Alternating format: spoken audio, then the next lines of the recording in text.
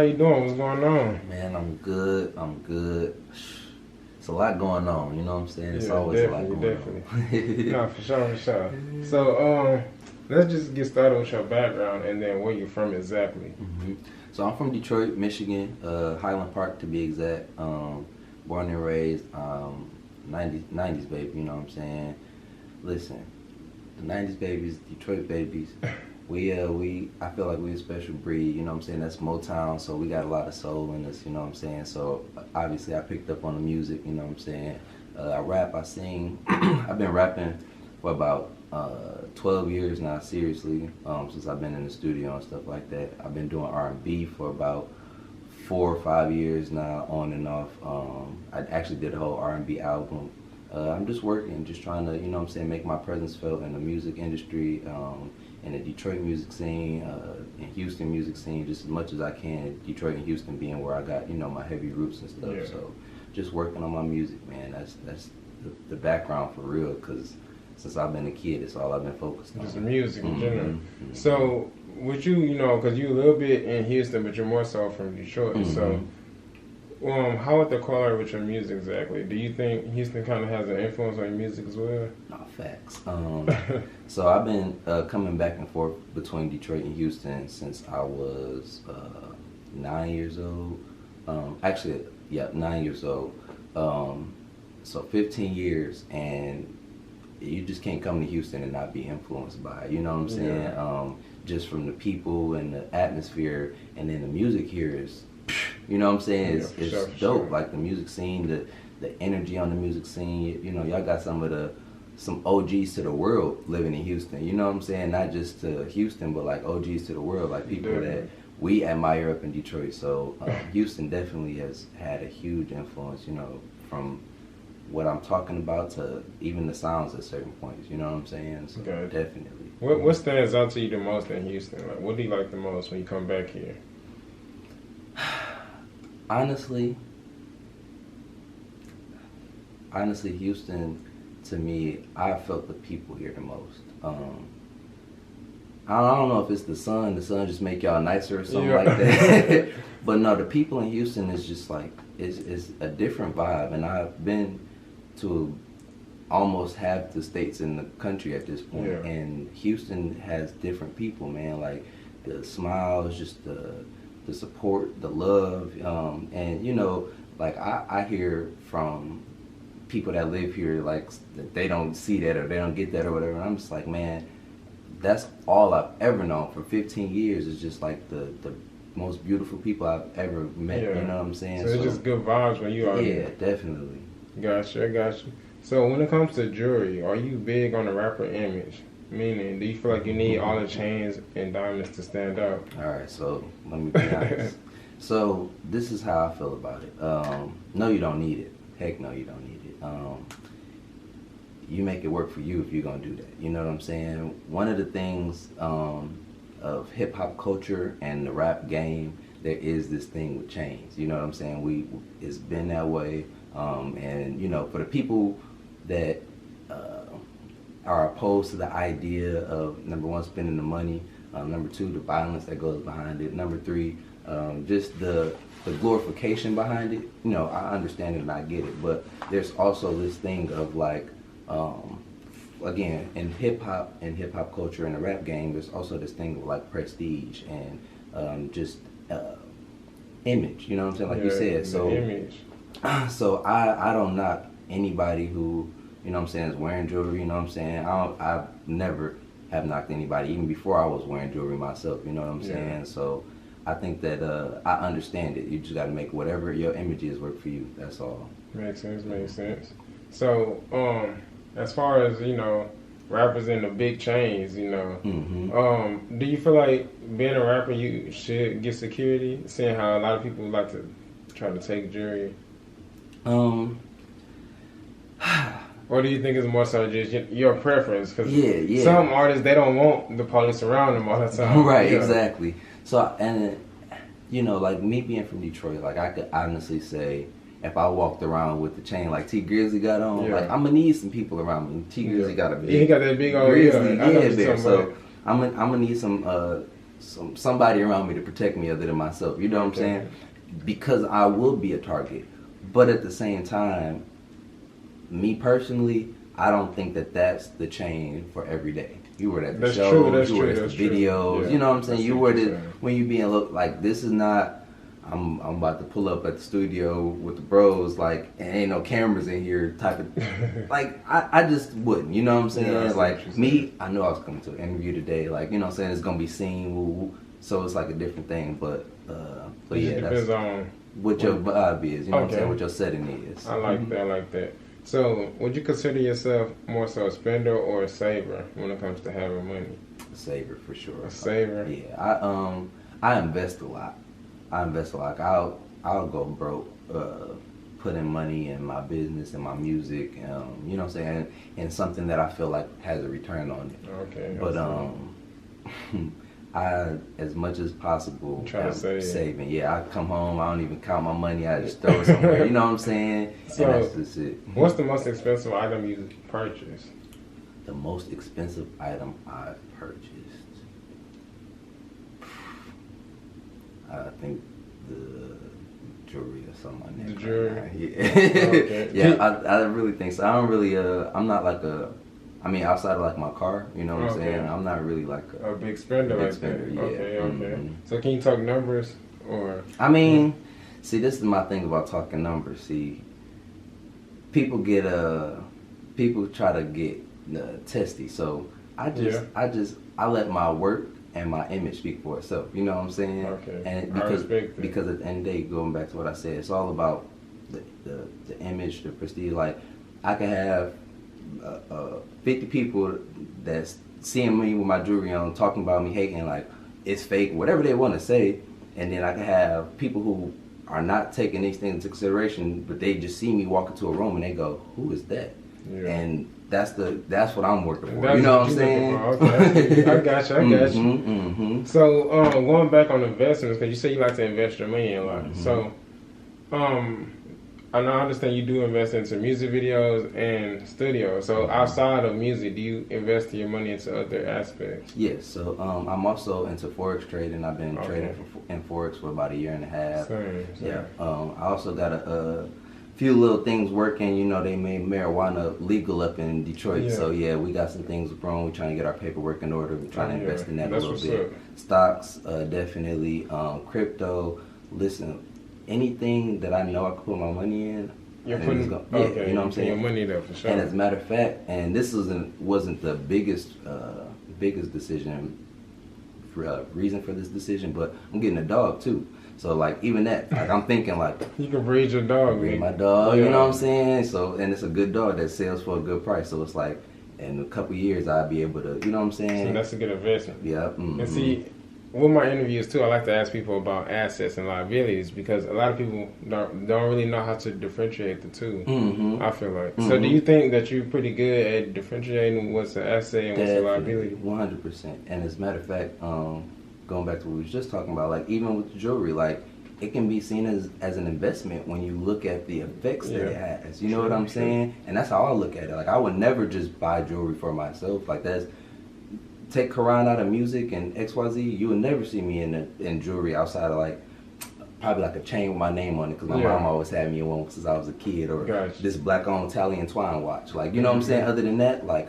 I'm not going to, that wouldn't have been me. But me doing what I do, it's like an investment. So you know what I'm saying? So I try to make everything that I do and every move that I make to benefit what it is that I'm ultimately trying to do. You know what I'm saying? Makes sense. So, would you rather throw away love or money? Money. Definitely. Yeah, that's not even, and I can say, I kind of expected that because you said that you're a saver, more so. And I have some people that come on the show, and they just like to spend money. Mm-hmm. They can't control it. So once they get their money in their pocket, they go into the mall, going somewhere. No, facts, man. And that's our culture, man. You know, we got to get a chance to live a little bit. I just pray that those experiences come with learning for people, you know what I'm saying? Because we ain't been able to live, man. We ain't been able to live. That's so true. It's hard to knock somebody from wanting to live, you know what I'm saying? For real. What is the last gift that you gave someone? I actually just gave a few gifts recently. First of all, I bought both my moms and my girl Italian Swan watches not too long ago, and I feel like I gave a gift even more recently than that, and it's slipping my mind right now. Oh, because it just don't feel like a gift, but my little sister, she just went off to prom and all of that good stuff. So I had to hook her up. Oh, that's what's up. Yeah. So that's the last gifts I gave. That's what's up. That's what's up. What is the best advice that you've been given? Best advice that I've been given. The first thing that came to mind in this moment is momentum. A friend of mine was explaining to me this concept in a book that he was reading that talked about controlling your momentum and how what you do one day will have an effect on your next day, and what you do one week will have an effect on your next week, and like how everything ties to each other. Yeah. Even me leaving this interview and what I go do, what I go eat is gonna make me feel a certain type of way by tonight, and momentum, and just making sure that you set yourself up for success, because you could either have an upwards momentum or you could have a downwards momentum. So you just gotta figure out what it is that you're trying to do, and always be paying attention to what the actions that you're partaking in is doing for the momentum that you're trying to, go toward, because you could easily, just lose sight of it for 2 seconds and 3 hours later be like behind on your day. Now you're stressing, and now you gotta stay up later, and now you're not sleeping as much for tomorrow, and now you're tired and angry all day, and that's just a whole, you know what I'm saying? Yeah, it makes sense. Yeah, I like that actually, because for some people I feel like they don't really understand that fully. Because some people they think about, I'll just handle this tomorrow. Definitely, man. And it's it's kind of like how our society's set up. It's just like this fast moving, fast paced, bills and living, everything just keep going. Yeah, it's fast. Nothing ever stops, man. So definitely, sometimes we gotta slow ourselves down. So where do you see yourself and your career in the next 6 months moving forward? Well, yesterday was June 1st, so talking about the rest of 2021 at this point. Yeah, at this point, the rest of 2021. Yep. So the next 6 months, honestly, I have a team, and all I'm looking forward to is just like shining light on all the things that we've been working so hard on. You know what I'm saying? For my pops is my 50-50 business partner on everything I do. My homie Dartez, my moms both have been integrated in my business. My grandmother's my godfather, so my whole family. And then I got a whole group of friends and a company called Jewels of Detroit, JOD. And we just been working really, really hard on a lot of things for this last year and a half. And right now it just feels like a pivotal point in all the things that we've been working for. So I look forward to this next 6 months seeing all of those things like come to fruition, and the effects being felt from everything we've been working so hard on, for real, man. I got you. That's coming. Big things coming. So when it comes to your rapping and your singing, because you do a little bit of both, so which one would you say you lean more towards? Honestly, I love melodies. Yeah. When I'm in the studio, melodies come first to me. But lately I've been around some great rappers, and I haven't been inspired by rap lately. Like, I don't listen to a lot of rap these days, so it doesn't inspire me as much as it used to, like when Lil Wayne was running the game. Back when you was younger, yeah, you know what I'm saying? But see, the rap not the same as it was. No, it's not, but that's what I grew up on, so I guess it's like now I feel like, I just be not always there for me from a mainstream standpoint, you know what I'm saying? So the rappers I've been around, like on a day-to-day and running my studio and stuff, like, they hard. Like, they really hard, so they done kind of got me back in my rap bag trying to get definitely got to tap in with them, man. Definitely, man. Definitely some talent around, man. So what rappers influenced you growing up, whether it be Detroit or Houston? Well, growing up, I wasn't like really geographically listening to music, if that makes sense. So I was listening to the mainstream rappers. I was listening to Wayne, to Ye, to Jay-Z, to Eminem. And Eminem, obviously, a little bit more because I'm from Detroit. Big Sean, J. Cole, like those were the rappers that I'm like listening to and like loving, you know what I'm saying? Like growing an appreciation for, becoming a fan of, spend money to go to their concerts, you know what I'm saying? And I feel like just those people right there, I mean, obviously, as I got older, I listened to Pac and Biggie and stuff like that, went back, but just growing up, like those people are the epitome of what we're listening to today in variations, you know what Definitely, I'm saying? I can agree. And out of those artists, which do you think kind of influenced your style the most? Drake. Drake had. Yeah, I mean Drake influenced all of our styles the most, besides Lil Wayne and Kanye. Yeah. Like we all like rapping and singing now. You know what I'm saying? Sure, you got a lot of people they harmonize on and our feelings and XYZ, and like Wayne was doing it too at the around the same time, and Kanye as well. But like Kanye, his production was what made him stand out so much, and with Wayne it was his bars, and you know what I'm saying, that made him stand out. And with Drake it was the commercial and being able to sell all of these things in a package, you know what I'm saying? Yeah, so definitely. I feel like Drake has definitely been a big influence. Yeah, huge influence. So do you write, and if you do, how long does it take you to write a song? I don't really write anymore. If I'm rapping I will. Okay, so it's more so off the dome when you okay. And so when you're in the studio, on average, how long do you think it'll take you to create a song? It depends, because like some songs I make in like 15-20 minutes. Like I just released a song called Take You There I made in like 20-25 minutes.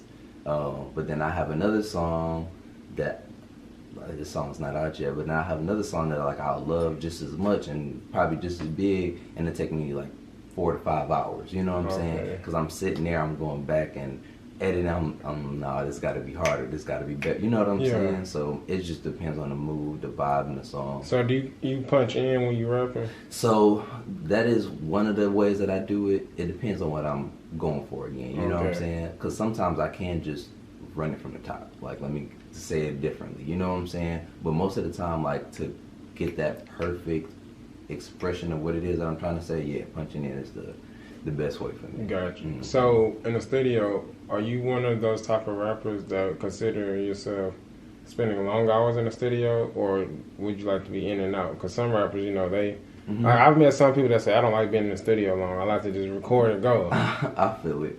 I do feel it. I you don't mind being in the studio? Don't mind. Matter of fact, I used to live in the studio. Yeah, I believe it, because like I said, I have met, like I said, I've met people that don't like being in the studio for long times, but I've also met people who practically live in the studio. Whether they have an in-house studio or they actually going somewhere, they all day, every day. That's what they do. Yeah, that was me 6 months, man. Like I was literally. It was a bathroom right at the front of the studio, and it was a little closet. I was sleeping in the closet. I was making my music in the studio, and I was going to shower in the bathroom. Like, you know what I'm saying? I'm good. I'm in the game. Yeah, definitely. But that's the dedication, hard work right there. No cap, for real. What would you consider is your favorite song that you made? My favorite song that I've made. I feel like I just said this recently too. My favorite song I made is probably still Motown. It's a song I did about Detroit, and I don't know, when I hear it, when I sing it, and when I see people from Detroit hear it and like for the first time and get engaged with it, they be like, whoa, like they feel the same energy that I was trying to capture when I was spitting it. So I think that's probably my favorite all-time song myself right now. That's what's up. That's what's up. Can you tell everybody that might not know, or might not have heard your music, where they can find it at? Yep. So my music's streaming everywhere: Apple Music, Spotify, YouTube, Pandora, everywhere. All you gotta do is type in Koron, and it's not spelled like the holy book. It's spelled like Koron. You know what I'm saying? Literally everywhere. And as a matter of fact, my old music can also be found on those same streaming platforms. That is K Jules, and Jules is spelled JEWLZZ. You know what I'm saying? Because I had to be different. Yeah, I feel it. So, do you have a personal DJ, and would you get one? I used to actually, and then she ended up going to college, and she actually just graduated. But lately, for the last 2 years, I've been my own DJ. Oh, that's what's up. So like we got a venue up in Detroit where we do shows and stuff like that. So you spinning your own records. Man, I'm spending the whole night. So for everybody else, whoop, and then when it's my turn, all right, y'all, boom, you know what I'm saying, and we out. So I like it. I fuck with it. How do you choose your beats and producers when working on projects? Well, first I got an amazing group of producers around me. Dr. Dartez, Pressure Music. We got YG, Radio Rob, Crisco Beats. Like I have so many great, talented producers. My partner, he's a producer. He just got a billboard. Check the engineer. Really? Yeah, it's a billboard in my studio right now. That's what's up. Yeah, so it's plenty of great producers around me. And then after that, sometimes like when I'm cooking up with certain artists in the studio or whatever, like I'm trying to get on their vibes and on their wavelength. So whatever they got, you know what I'm saying, like they can bring their beats to the table, and that's kind of how I like to cook up when I'm cooking with other people. You know what I'm saying? So, got you. Are you real big on features? Yeah, I think features are important. Can you name a few notable artists that you worked with? So I worked with DeJ Loaf. I worked with Overrolling. I done worked with Say It Ain't Tone, which is Big Sean's best friend. I don't work with a nice amount of artists, and probably 20, 30 more that's just, local artists like myself, you know what I'm saying, that's just really out here trying to get, even the single that I'm pushing right now is featuring one of my homies from Detroit. His name's DeJ, and him and I got 5, 6, 7 songs together, you know what I'm saying? So getting it in. Yeah, features are important. It's definitely. And I feel that too, just because as far as having features, that can kind of help you get your name out as well. Definitely, it's cross promotion, and people at my level are like so big. Man, I'm not doing nothing for free. You got to pay me. And people say that a lot. And I get it. Like this is our work. We got a right to evaluate the situation, the XYZ. But if you can really convince me that $100 is worth more than the promotion that you're gonna get, than the look that you're gonna get, than making this music, than making this connection and networking, then I think you need to reevaluate what it is that you're looking at when you're looking at a feature. You know what I'm saying? Definitely. So how did you get in contact with these artists? Was it something where you reached out to them or they reached out to you? Most of them, the artists that I've worked with, especially on a higher level, I've reached out to them just being fans and, literally like, hey, can we put something together? And, in each situation, we've been able to make it work. As a matter of fact, I used to actually work pretty close with Say It Ain't Tone, so that was a little different. We were in the studio together. That's the networking. Yeah, you know what I'm saying? Okay. Literally. So, but as far as everybody else, it's just been like a mutual respect of the craft. You know what I'm saying? It's like we see each other, we see what we're doing, we identify. It's like let's work, let's put something together. So, what would you say, or I would put it like this: how should someone go about reaching out to someone for a feature? Whether it be someone that's on a high level, including yourself, like just how would you, or how do you think someone should reach out to you all? Well, first of all, just out of respect, I'm always like coming with the budget in mind. And you know what I'm saying? Just out of respect, I'm not gonna assume that I'm gonna inquire about this feature and they just gonna be like, yeah, I got you off the love. You know what I'm saying? Even if I feel like they're at my level, but they don't know me, you know what I'm saying? I'm reaching out because I'm a fan. I'm just going to have that respect. Okay, let me have something ready for you. Okay. Then past that, take the proper channels. Like people love to say like I DM'd you or XYZ, and like for me that's fine, you know what I'm saying? But like for certain artists, they have an email in their bio. They got a phone number or a manager or somebody you can contact because this is the person who handles this stuff. So that way when you getting ignored, you know what I'm saying? You're not getting ignored for no reason, or you know what I'm saying? It's somebody that's actually going to get to you because this is their job. You know what I'm saying? Instead of reaching out to the artist directly. Directly, exactly. Especially because the artist directly might not even see your message with all the DMs. Literally, you know what I'm saying? Literally. Man, so what are some artists that you want to collab with that you haven't? Oh man, there's so many artists. Honestly, it's a lot of artists in Detroit that I still haven't collabed with that I want to. There's this artist named Mona Lee. She actually did a tour with Pusha T not too long ago, as well as this guy named Sam Austin, who I really want to work with. They're really, really super dope. A guy named Young Rob. I really want to work with Black, man. Yeah. Everybody call him Six Lack, but his name I is know Black. what you're talking about. I'm a true fan, so everybody better get his name right. I want to work with him. I really like.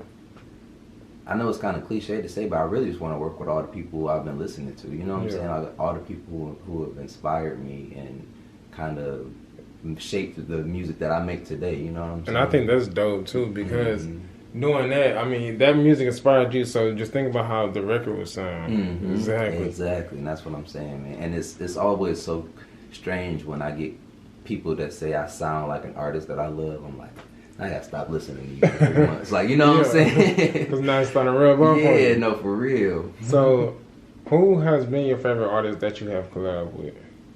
Oh, that's not fair. I don't work with some dope artists, man, for real. But if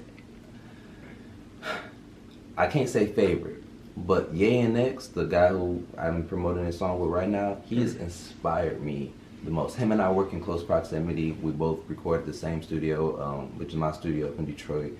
We perform together all the time. We just really close in proximity. We went to the same high school, Detroit School of Arts, you know what I'm saying? So I'm around him a lot to get to see his creative process, to get to see him rapping and singing and working with other people, performing. And he's definitely inspired me a lot when it comes to my artistry and, you know what I'm saying, just being around, just because of proximity and how great he is, you know what I'm saying? That's what's up. I really think people should always hang out and surround yourself around like-minded individuals, people that's going to inspire you. Yes, for real. I take Nipsey's statement very close to heart when he said the highest human act is to inspire. Like, that's the biggest thing we can do for people, you know what I'm saying, is to inspire them. So whenever I'm in those relationships and situations, I really try to cultivate it and appreciate it, and, you know what I'm saying, take care of it and keep it as close to my life as I possibly can. Most definitely. I see your videos doing numbers, your streams doing numbers, man. So do you feel like you have been getting a lot of support and love from the city? Definitely, man. It's so crazy because, like, I feel like Detroit has really, like, had my back since I really started doing music, you know what I'm saying? Yeah. So, you know, it's just been nonstop support, nonstop love, still meeting new people all the time, still getting new supporters all the time, finding new music that I like of myself. It's so much just energy, you know what I'm saying? And I feel like I've been able to soak up every little bit of it, just being in the city and just having the network and the family that I have and all of that good stuff. So I definitely feel like my city been behind me since I started, and I don't see them slowing down at all. Yeah, 100%, man. So what's next for you? What can we be expecting from you as far as visuals, singles, you know, features, just in general? What can we be expecting from you? So I got a nice amount of songs I'm getting ready to release. I just released a single called Sunset Orange. It's actually like a 3-piece little single. I got the video I'm promoting with Ye and X, Take You There, and then I got a couple more songs. I got a song called Like Mike that's about to come out, and the video getting shot by Super Official, same guy that did Take You There. We got a Jewels of Detroit project album coming out, so that's gonna be like a group, you know what I'm saying, compilation project coming out. And then I'm also working simultaneously on my own stuff. You know, I got a couple more projects that I want to get out before the end of the year. Yeah. Do you have any dates for any of these? So, Like Mike will actually be out before the end of June. So I don't have solidified dates because I really, going back to momentum, sometimes you'll put a date on something and be like, I should have dropped this 4 days sooner because the momentum is perfect right now. You know what I'm saying? So because I'm not at the level where you know, I drop something and the millions of people is hearing it, I have to take advantage of every little thing that's going on. So it's good. So that's why I'm trying to get prepared and stay prepared. So as that momentum arises, as it shifts, you could right on time. Yep, exactly. I like it. Well, we definitely appreciate you for joining the show, and I'm gonna definitely tap back in with another interview. You, bro. Thank you.